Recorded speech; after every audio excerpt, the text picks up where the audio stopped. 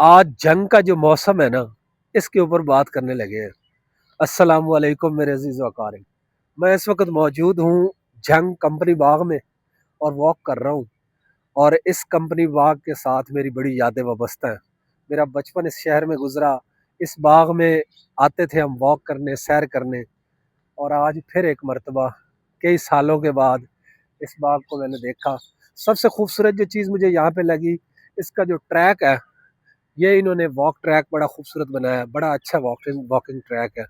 اس کے علاوہ اس کی جو رینوویشن کی گئی ہے، بڑی خوبصورت اس کی جو گراؤنڈ ہے اس کو مینٹین کیا گیا ہے، فلاورز لگائے گئے ہیں، بڑا اچھا یہاں پہ ماحول ہے۔ کافی سالوں کے بعد لاہور سے یہاں میرا آنا ہوا ہے، اور مجھے یہ دیکھ کے بڑی خوشی ہو رہی ہے۔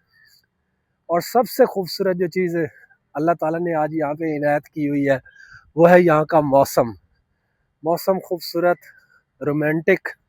یاد رکھیں، موسم دھوپ ہو، چھاؤں ہو، بادل ہوں، جو مرضی موسم ہو، یہ آپ کے اندر سے نکلتا ہے۔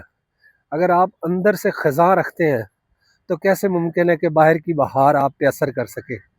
اور اگر آپ اپنے اندر بہار رکھتے ہیں تو باہر خزاں بھی ہو تو وہ آپ کا کچھ نہیں بگاڑ سکتی۔ تو لہٰذا اپنے اندر بہار کو پیدا کریں اور اپنی زندگی کے ہر پہلو کو خوبصورتی سے، مزے سے انجوائے کریں۔